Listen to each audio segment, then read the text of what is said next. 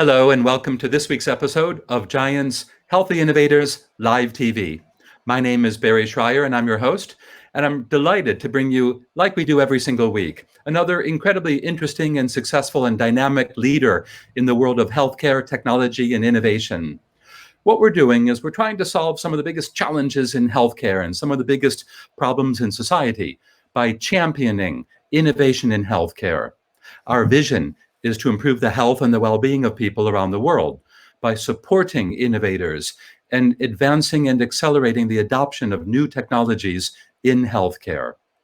So we are GIANT Health. We're a global community of nearly 200,000 people around the world, everybody whose business is healthcare, technology, and innovation. We invite all of our listeners from around the world to go to our website, www.giant.health, and to look out for the event that we're having in November, the GIANT Health event. GIANT is an acronym. It stands for Global Innovation and New Technology. And we run what the Financial Times newspaper calls Europe's largest, most valuable annual healthcare event. So check it out. We also hope that if you like these weekly television shows, these Healthy Innovator Live TV episodes, we invite you to subscribe here on YouTube and to like it. And we hope you'll be willing to share this with your peers and colleagues so we can gain a more impactful audience and support everybody more around the world. We also just want to thank our sponsors very briefly. Thank you to Barclays International Bank. Thank you to Vodafone Business. And thank you to our knowledge partner, McKinsey. We love working with all of our sponsors. We're grateful for your support, and we're ambitious to continue working in partnership with you. So thank you once again. Anyhow, today we have Patrick Short. Hi, Patrick. How are you? Great. Really great to be here. Thanks so much. Excellent. Nice to see you, and we appreciate your valuable time. So, Patrick, we're talking about big challenges in healthcare and big issues in society that we're setting out to address by way of innovation. What's an example of a really big challenge in healthcare, and what are you guys involved in relating to that? Yeah, great. Well, first of all, great to be here. I'm a big fan of your conferences and podcasts. I've listened to quite a few episodes, so glad to be part of this one. It's quite a few challenges in healthcare. I think one of the biggest, and one where we're focused on a part of it, is how new medicines get into the hand of patients and how do we make it faster, more cost effective. Your listeners are probably familiar with the fact that it takes 10 to 15 years for a new discovery to make its way into actually impacting patients and the billions of dollars it costs. So what we're really interested in is how can we accelerate that timeline for genetic and personalized medicines in particular. And there's obviously not just one silver bullet to this problem, but quite a few different things we can do, and excited to talk more about that. Excellent. Well, these are obviously huge challenges, and if it takes a decade or longer from the point in time that you discover a new drug to the point in time that clinicians are prescribing it and it's helping patients, I suppose that's quite an obvious challenge for us in this rapidly moving world, and with viruses mutating and adapting as they do, for example. So what is this idea of personalized medicine? We hear this phrase quite a lot, but maybe some of our listeners aren't so technical, or they're a little bit unclear about that. Can you give us a little simple definition? Is that an uncontroversial subject, personalized medicine? Yes, it is. People debate the terms personalized, precision. They mean different things to different people. For me, Sure. Personalized medicine is using data to better tailor a treatment to an individual. So it's really that simple. Genetics is one of the most powerful new technologies that's being applied to personalized medicine, and that's what I've been really interested in and involved from research side, and now starting Sano genetics for the last 10 or 15 years. But fundamentally, personalized medicine is using data to tailor treatments more effectively, going from a one-size-fits-all approach to the ultimate aim of truly individualized. And it doesn't need to be a drug necessarily. It can also be an algorithm that tells you to do something differently, or that warns you early that you may be at risk for something. Okay, excellent. Well, that's the helpful sample summary. Thank you very much for that. So tell us about the work that you guys are doing, and what are some of your recent accomplishments, please?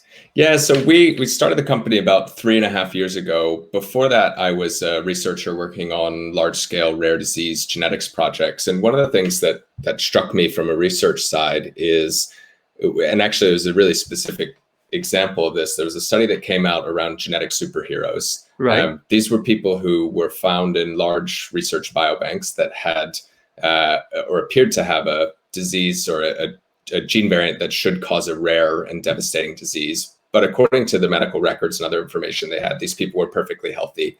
Oh, So it's a very tantalizing prospect that there were people who carried these, what should have caused a very rare, severe disease, but actually were protected for some reason.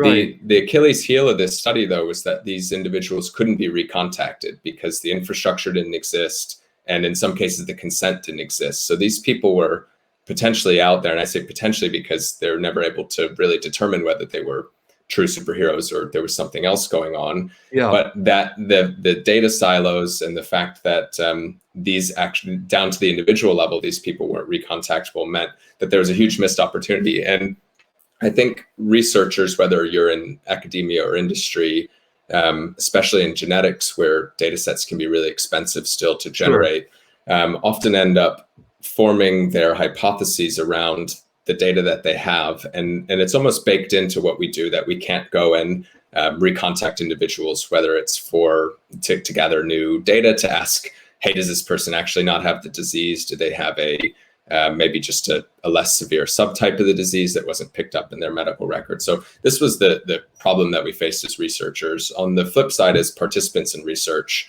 it's the flip side of the same problem. So if you get enrolled into a large research program, but you're never recontacted about a trial that might be relevant to you, for example, that's a missed opportunity to give real value to patients, in particular with rare diseases. So in a nutshell, we developed an online platform that helps patients who take part in research to have a much better online and at-home experience. And for the researchers who are either conducting clinical trials or running large-scale research programs, to be able to manage that relationship in terms of long-term recontact, new sample collection, notifying patients about research opportunities for them much more effectively. And we've been at it now for about 3.5 years. Nice. Excellent. Well, congratulations on what you guys have accomplished so far. And I can imagine there's a very long list of big challenges to get to where you guys are already. On the surface, though, it seems quite simple, doesn't it? Let's keep in touch with all the people that have participated in trials. Let's incentivize them to keep in touch with us. Let's keep their contact information fresh. Let's make sure that we are successfully bringing together these two extremely important audiences, patients and anybody willing to participate in trials on the one hand, and the pharma businesses or the, what do you call them, CROs, contract research organizations, who on the other hand want to conduct these trials. Why is all this so difficult? Why wasn't all this sorted 10 years ago? Yeah, what's tricky here is a couple things. First, on the patient or participant facing side, once you actually dig into the problem, it's clear that it's not as simple as we just need a website with a contact form and a couple surveys, and then off we go. We need to think about things like electronic consent. How do we keep information, contact details up to date over time as people move, change emails, phone numbers?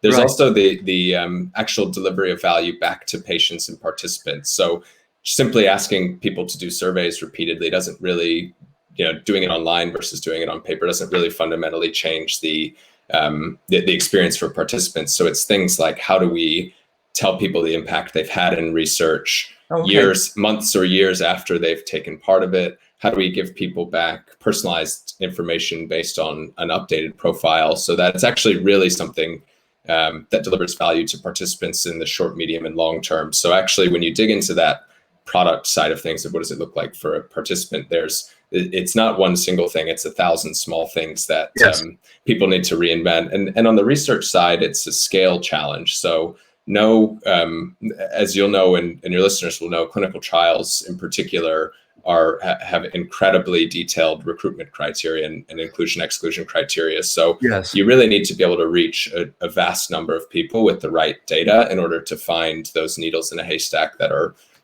relevant and interested and eligible to take part in a particular trial. So it is in bringing these two sides together, it kind of sounds simple in like you say on paper, but what you really need is a large number of organizations that are all using the same framework or infrastructure to do recontact, and then and only then can the pharma, biotech, academic researchers who are running trials and other research can reach these audiences more effectively.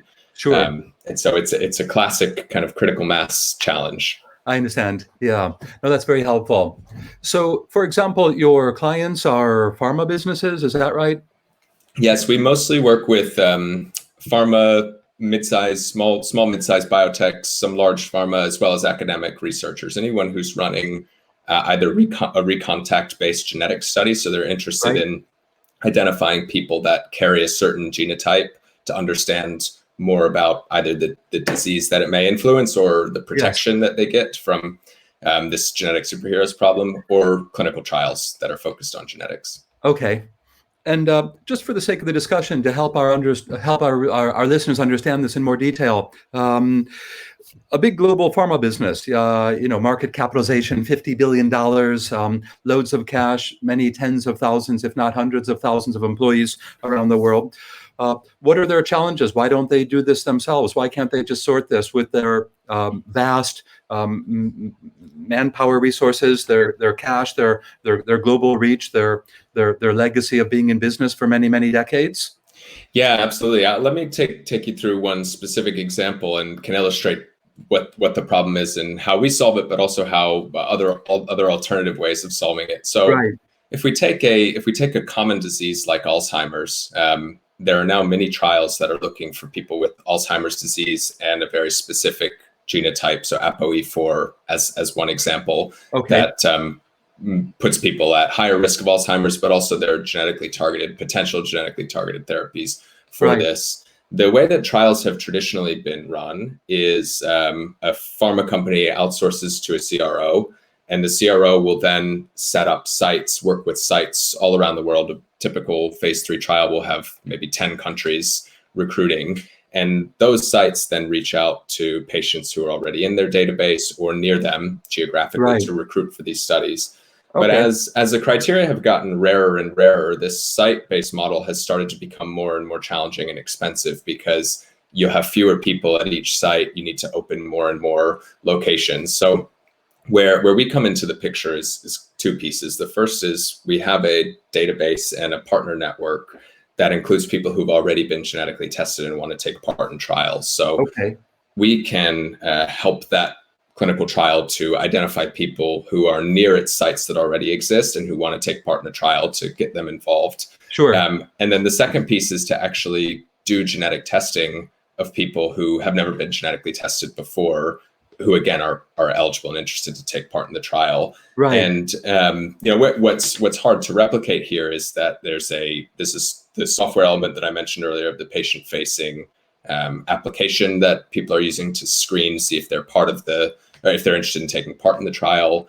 The database and partner network that we've built already that they need to go ahead and rebuild, and also the logistics element of actually doing the at-home saliva-based testing. So what we found is Yes. most organizations are really interested to work with with someone else who can take this off their plate, frankly. And as you'll know, starting a new business, it's harder in the beginning.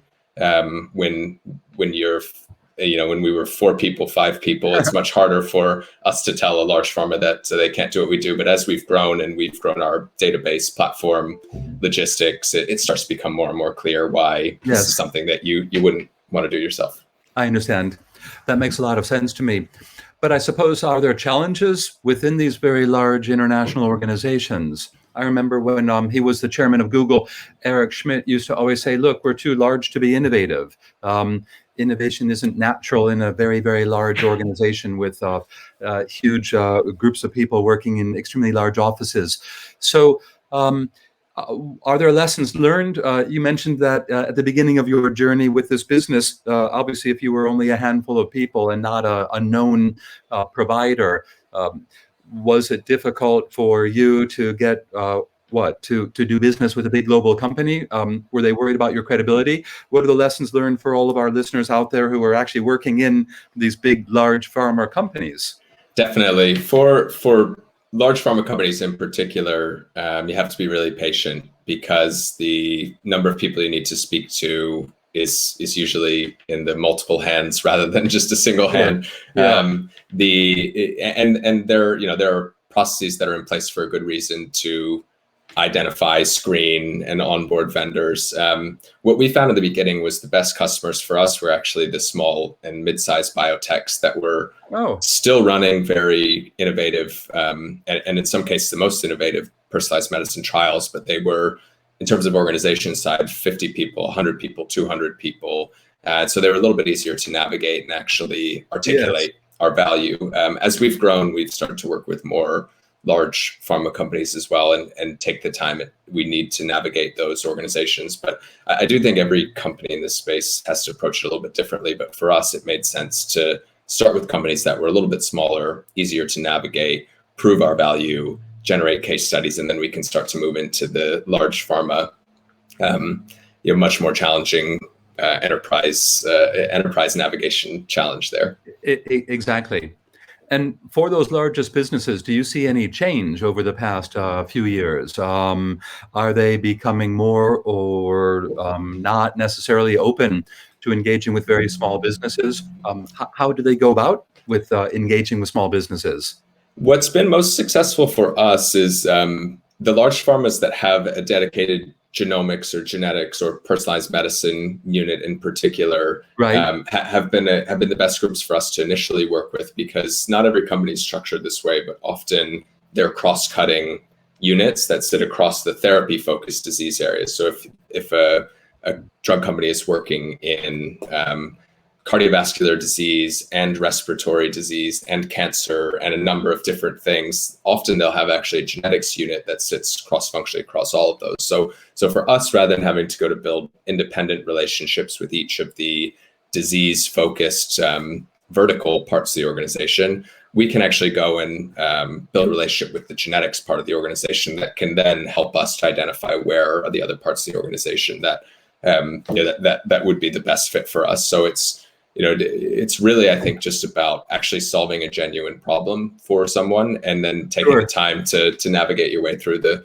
organization. And some pharma companies make it easier than others to actually navigate. And it's I won't ask you to name the easier ones to do business with, but well, and I've never worked in a large pharma, so I also it's hard for me to tell them how they could or should do it better. And I have a lot of empathy for them, just because they get people coming in all the time to say, hey, we're going to solve this problem for you. So I think you also need to be a little bit humble and make sure that you take the time to actually really understand whether they see the problem the same way you do or not. Yes, exactly. And how about yourself personally? We'd love to hear a little more about your journey, if you don't mind. How did you start off? Did you originally study science or business? And what did you do which led you to this business? Yes, I originally studied math and biology. I actually went into university wanting to study math and economics, but I did and business actually, but I had a series of unfortunate intro economics classes that made me decide I didn't want to do that anymore, and so I switched to biology and math. But I've kind of come back around to do more business and entrepreneurship. I've had my family is as long as I've as long as I've known it, I've been in a family of entrepreneurs. My mom and dad run a small business, and I've got lots of family members who are entrepreneurial. So I've always been interested in this side of things. But I studied math and biology. I came over from the US to the UK to do my PhD in rare disease, focused on large scale genetic testing programs in project called the Deciphering Developmental Disorders Project, and then spent a little time working on the 100,000 Genomes Project here in the UK. Wow. And I've always been really interested in rare disease. It is speaking to one of the particular challenges earlier in getting drugs to market. There's 7,000 rare diseases, but less than 200 approved therapies. So lots is changing there from a technology and regulatory perspective. But I've always had an interest in rare disease and personalized medicine more generally, how it can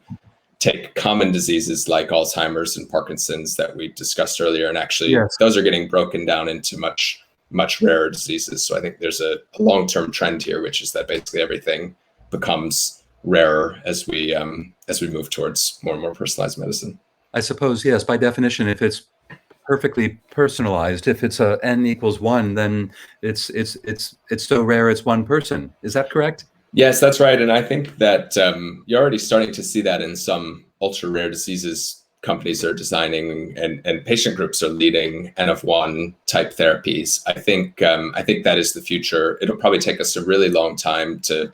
I think it's asymptotic. Eventually, we will Sure. end up there, but until then, it's just a continuous fragmenting of what we understand to be a disease today. In 5 years, it will be fragmented into 5 subtypes and 25 subtypes and so on until, as you say, it really is down to the individual. Understood. Let's hear a little more about your business. Are you the founder of it? And how did you get it off the ground? Have you had to do any fundraising and other fun things in that entrepreneurial journey? Yes, so I'm one of the 3 co-founders. I founded the company with Will Jones and Charlotte Guzzo, who I met actually while I was a student. So we were all doing our PhDs at Cambridge, and Will was doing machine learning, and Charlotte and I were doing genomics. And we actually bonded over a shared view of the problems that we discussed earlier around the participant experience, as well as the firsthand research experience and how it could be improved. Yeah. And we actually started by building a really rough prototype of what we imagined the platform could be while we were still PhD students. So we were testing our idea with our research friends and family. Yes. We learned a lot in the early stages, got a lot of good, helpful feedback. As I was finishing my PhD, we raised our first round of funding. So basically went straight full time into the company after finishing my PhD. Our first round of investors were Seed Camp, which is a London-based seed fund, a really excellent angel investor, a guy named Paul Forster, who founded Indeed, which is a job-sharing marketplace. The University of Cambridge has a seed fund that invested as well. We've had a number of different angel investors join.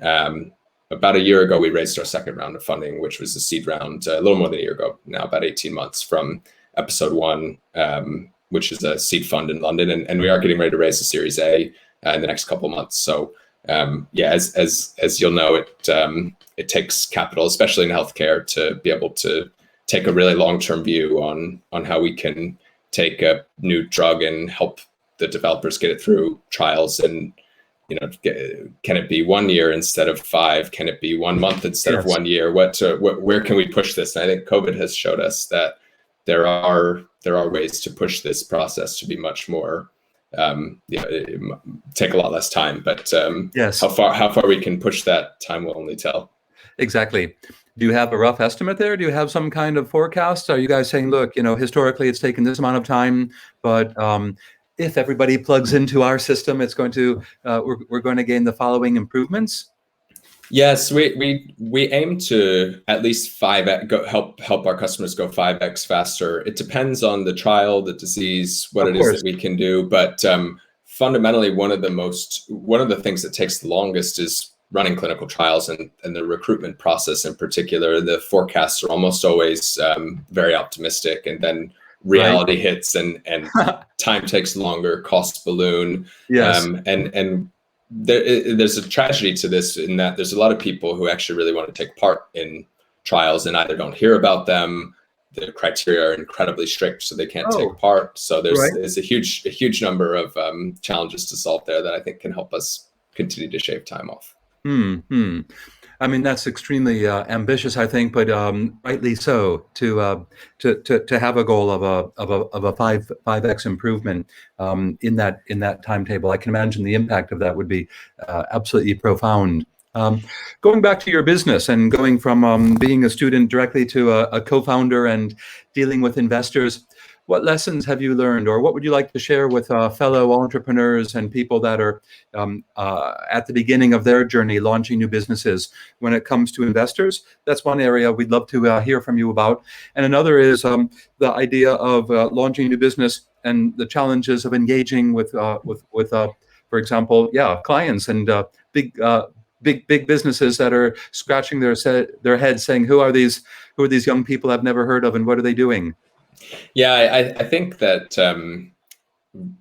doing a PhD teaches you some things that are really helpful starting a startup, and other things that are not so helpful. So it teaches you to be really rigorous and analytical in your thinking, and obviously teaches you deep domain expertise. But it doesn't teach you things like how do you do sales, how do you hire a team, how do you manage a team, Sure. how do you work together towards a common vision. It's often can be somewhat of a team sport in academia, but more often you're spending most of your time working on something yourself.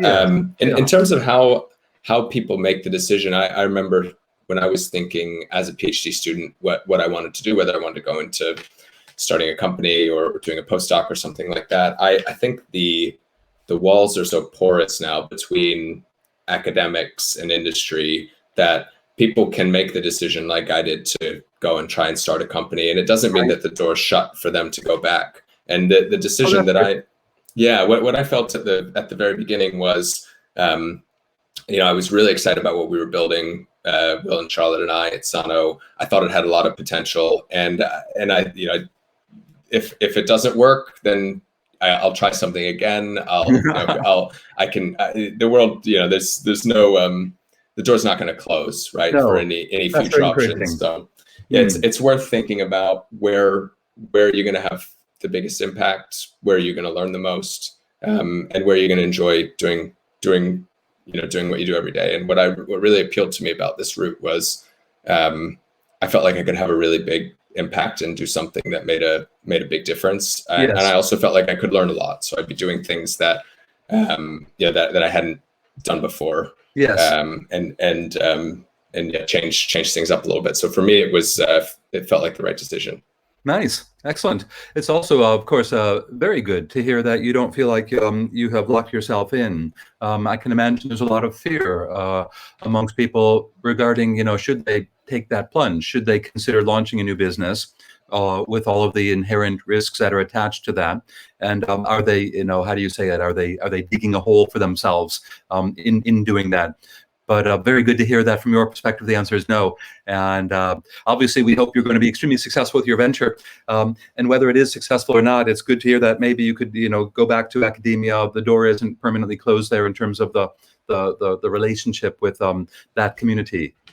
Yeah, and although I would say that at some point you make a decision, and that point for me was when we raised our first external round of funding. So there's a period of time where you've got you've got latitude and can figure out whether you enjoy doing it or want to do something else. But for me, I pretty quickly realized that I wanted to spend the next 10, 20, 30 years, whatever it took, working on this company and solving this problem. So at some point you do have to decide, am I going to go down this track or not? But I think people don't realize how you've got a lot of flexibility early in your career. If in particular, if what we were doing wasn't working, then you've got all sorts of options. But once it starts working and you're really excited about it, then I think it's worth going all in for 10, 15 years, whatever it takes to make it successful. Absolutely. Oh, absolutely. Has the journey changed since you guys launched the business? There's all sorts of trendy words out there coming out of Silicon Valley, like pivoting and getting to plan B and so forth and so on. Are you guys doing now what you set out to do when you launched the business? We are largely with some variations. So I don't think any, no plan survives contact with reality. I think for us, we've always been really clear on what the problem is that we're trying to solve. And I think we've been a little bit less prescriptive about exactly what the solution is. We had a really good, strong idea of what we thought the solution looked like. But we knew that, especially in healthcare, there's so much complexity that it's very hard to be overly prescriptive about this is exactly what we're going to build, whether people want it or not.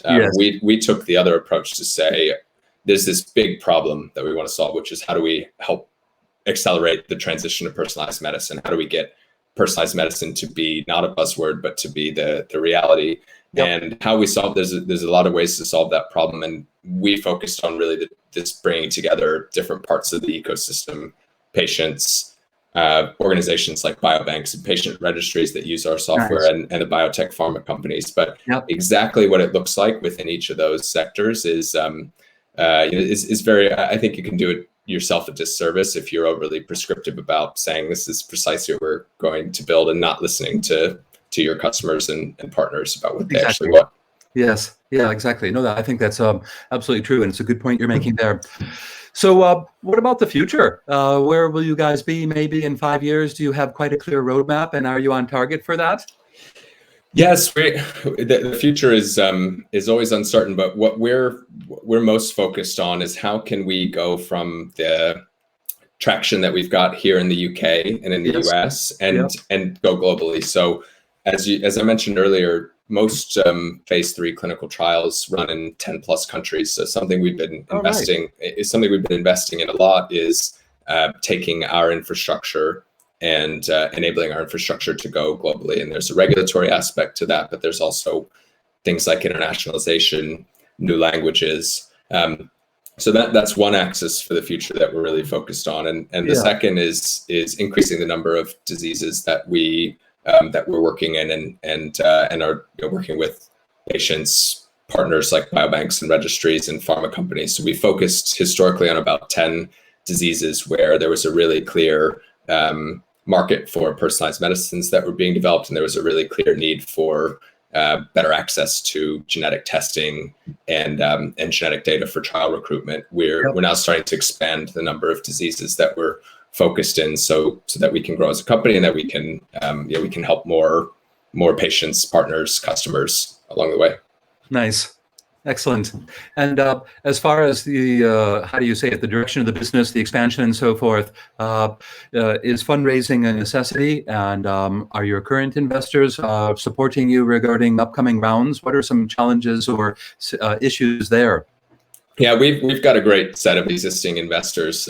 One of the pieces of advice I can give to anyone who's thinking about fundraising is really focus on getting high quality investors that you like to work with and that you think can bring something to the table that's much more than funding, and that's definitely been the case with all of our investors. So we're getting a huge amount of support there. And Nice. Episode 1, who led our seed round, is a seed focused fund. So part of what they bring to the table is to help companies like us get ready to raise the Series A and expand. So for our business, it's possible to do what we do without having to raise money, but it would be very slow and would prevent us from doing what we want to do on any kind of reasonable time frame. So for us, it's to help us move more quickly, and in particular, growing the R&D team to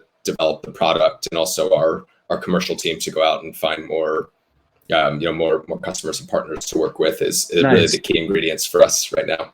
Yes. Yeah. What's your business model, and is that evolving? And what's the relationship between that and your investors, for example? Yeah, so we charge the pharma and biotech companies that we work with to help to accelerate recruitment in their studies. So it's really very simple. They pay us to launch their study on our online platform, and they pay us while the study's running. And then we have volume or performance-based fees around the genetic testing and analysis portions of what we do. So we don't charge patients to use the platform. It's completely free to take part in research and get access to testing. And really the core customer for us is the pharma biotech company. One thing that's quite different about this, so if I could compare us to someone like 23andMe, for example, who was one of the companies that we looked at a lot in the early days, and in terms of how we were counter-positioned and different from what they were doing is, so 23andMe has built a very large database through e-commerce sales, and is now transitioning into a pharma company. So they have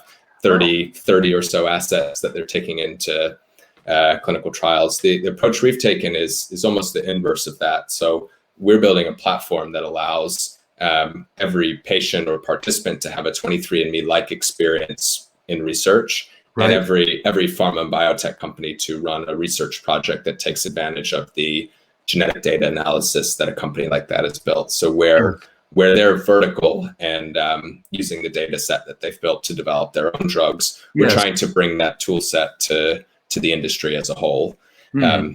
So yes, that's kind of the strategy really in a nutshell. And what that Where that's different from us, from 23andMe, is that we have a partner network. So we work with patient organizations, we work with large-scale biobanks, and if those patient organizations, biobanks, want to use our platform, then patients who are already in their research project or registry can get access to the studies that are running on our platform. So rather than needing to buy a test to be in the database, it's free for patients, free for our partners, and they get access to those research projects with a revenue share split if they take part in the project. Yes. Yeah, very cool.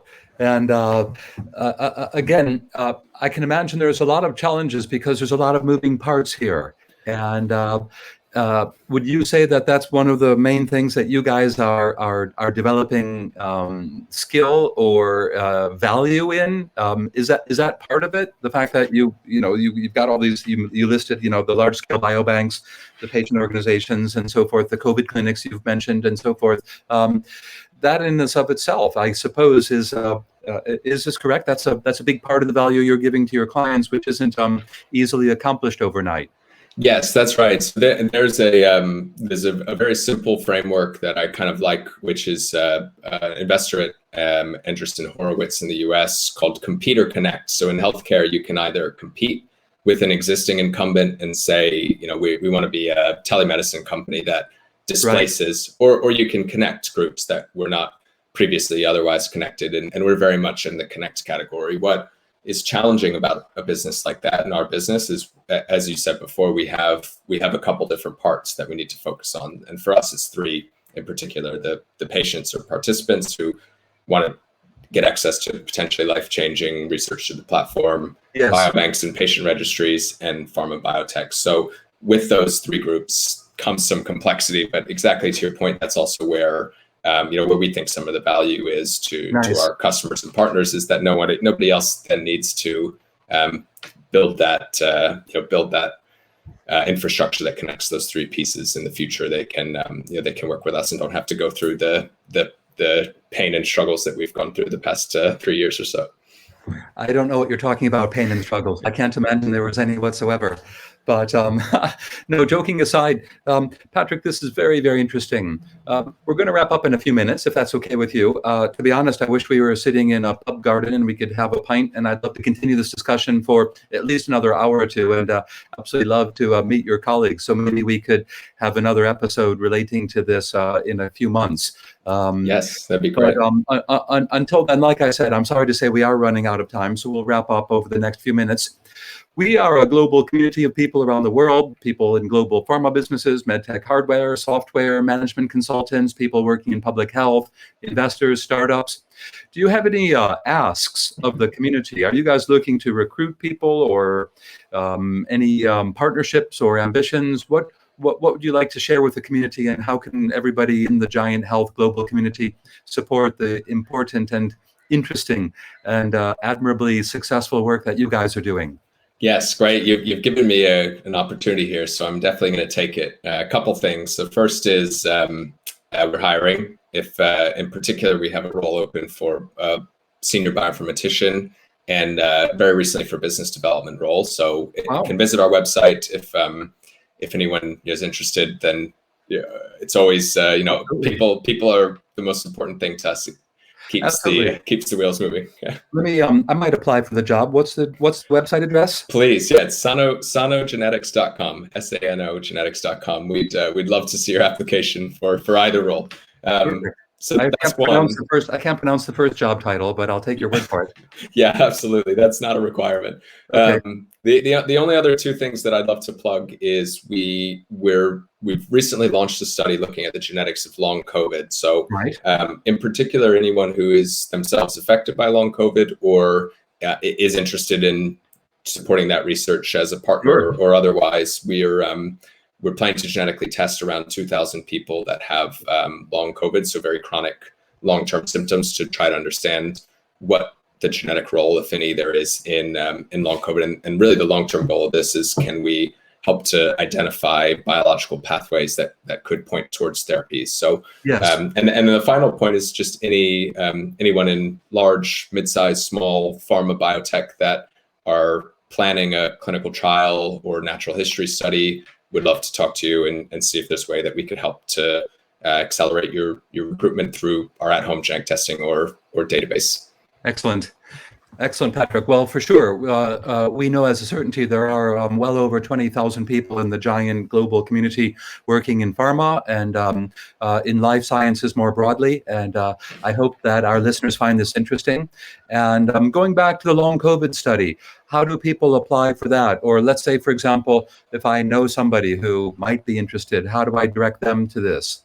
So if they just visit our website, sanogenetics.com, there's a blue bar across the top that we'll tell anyone with long COVID that they should click and read more and learn to take part. It's very simple. You don't have to leave home at all. Right. It's a questionnaire that asks about how you were affected, whether you knew that you had it from PCR or whether you were unsure. It's not a requirement to take part. Right. Information about how people are affected for how long, and then the final step is you'll get one of our at-home saliva-based tests that's delivered to you and takes about 5 minutes to do. And you can see your impact on that research as well as take part in other research through our platform. Yes, that's extremely interesting. Well, I certainly hope that our listeners will participate in that and support you guys. Is that for people only who have had COVID as a certainty and feel like they are suffering from long COVID as well? It is. So it's actually not a requirement to have had a PCR confirmation, because we know early in the pandemic, lots of people did not get these tests. So there are two groups of people who can take part: people who are who have long COVID and whether they've had a PCR test or not, right? And people who want to serve as healthy controls, so they know they've not had long COVID, and ideally they have they know they have had COVID but not long COVID, because we really want to understand what are the factors that differentiate people who get COVID and then go on to develop long COVID versus people who get COVID and then recover quickly. Exactly. Yeah. Okay. Well, we'd love to support that in every way possible. So very keen to engage with you going forward on that one. Look, Patrick, I'm so sorry we're running out of time, but this has been incredibly interesting. And you very easily fall into the category that we're always trying to recruit for ourselves, which is people that are at the forefront of valid, important, and completely credible innovation, advancing our ability to deliver better healthcare outcomes for the well-being of people around the world. So for us, it's a pleasure, and we're proud to have had you on the show today. Thank you so much. And obviously, we wish you the very best of luck. Quite keen to keep in touch with you, and certainly hope that we can bring you back perhaps with some of your colleagues and maybe with some of those big global pharma companies who certainly need to spend a lot more money recruiting you guys and getting you involved in their work. So Patrick, thank you very much. What a pleasure speaking with you today. Yeah, it was my pleasure. Thank you so much. And I will be at your event in London in November, so we can have that pub garden catch up there if you won't be completely busy trying to run the thing. No, in fact, I'm going to reserve a table right now. Let me make a note of that. Right. But no, joking aside, we look forward to that. Obviously, your business is partnered with GIANT Health, and we appreciate that. So very keen to be showcasing you guys and the great work that you're doing at the GIANT Health event, which of course is 30th of November and 1st of December in London. Again, for our listeners, that's at the GIANT website, www.giant.health. Very keen to encourage everybody to come along and hopefully to meet you, Patrick. So Patrick, thanks once again. Brilliant conversation, and good luck with all the very good work that you're doing. Thank you, and thanks for all your hard work putting together these shows. I really enjoy listening to them. It's great to be part of it. Excellent. Thank you. And once again, we'd like to thank our sponsors. Thank you to Vodafone Business. Thank you to Barclays Bank International. And thank you to our knowledge partner, McKinsey & Company.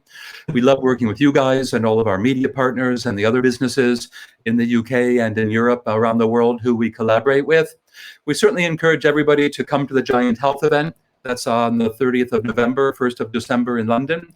There's super early bird tickets on sale, so you can quite literally save hundreds of pounds if you go to the website and buy a ticket now. And for all of our viewers, please, we encourage you to subscribe to our YouTube channel, to like this, and we hope that we'll ask you to encourage your colleagues and your peers and everybody you know to share with us. We're keen to make this community as valuable for everybody as possible, so very happy to engage with everybody. If any of our listeners out there want to learn more about Patrick and his extremely interesting business, check out the links at the bottom of the YouTube channel for this episode.